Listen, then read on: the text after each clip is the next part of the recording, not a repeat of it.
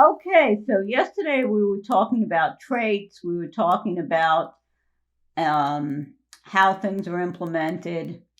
And we talked about the fact that the reason the substance chain that we compiled and ran the other day, that was a regular substance chain, did not accept contracts is because it didn't have that in there. We also have spoken about how pallets are essentially the building blocks of substance. So today I'd like to take a look at the pallet contracts. Um, and this is the page in the Substrate dev uh, documentation.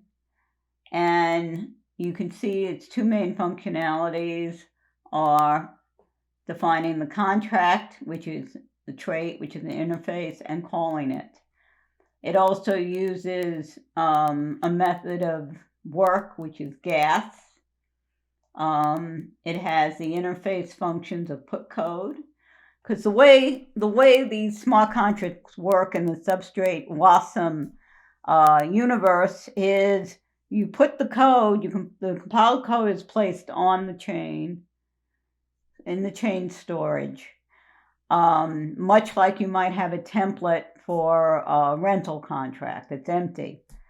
Well, now someone wants to rent, so you have to instantiate it, which means you fill it out and you take this blank contract and make it a contract. And then the next thing is calling it. So the calling it is paying the rent every month. So that's the concept. As you can see, it has a number of pieces. It's got macros that do various things, the structures that hold the data.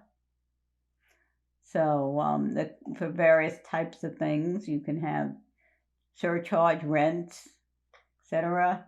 Enumerated types that define various things that the predefined traits, as we mentioned, are your interfaces for, I'm not sure what a tree generator is, but looks like it's some kind of hash.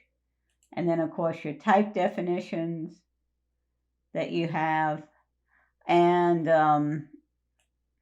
various other things that you part of it. The crates. Now, crates are units of compilation. So you have a lot of these are math oriented or cryptography oriented. Like got block cipher, defines a set of simple traits used to define the functionality. So this is interfaces defining block ciphers. So this is what makes up our crate. Our contract palette. And this documentation here, this comes from, again, Substrate Dev.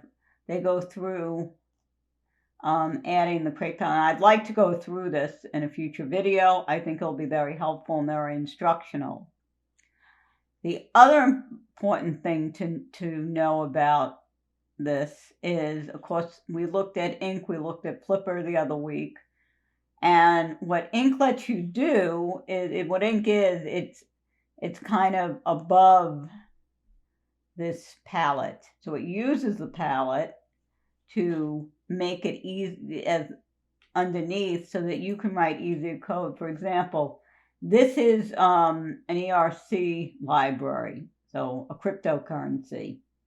And you can see it's defined as an ink contract, and it imports ink language.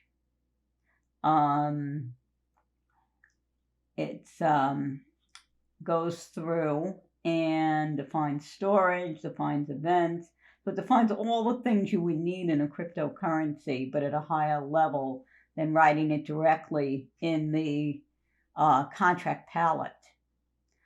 So there is quite a bit to learn here, and I think there are a number of things that I think going through the exercise of adding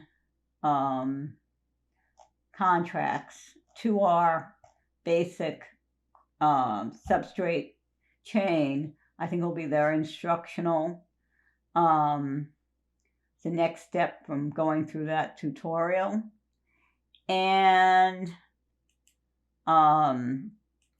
then doing a little bit more with ink, because ink why would you want to, unless you have speed or size considerations, it's obviously be easier to write stuff like this than try to get into the weeds with let's go back here, with the lower level palette.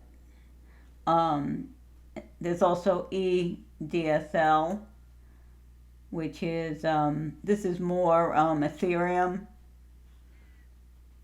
but again, it's written above. It's written on top of the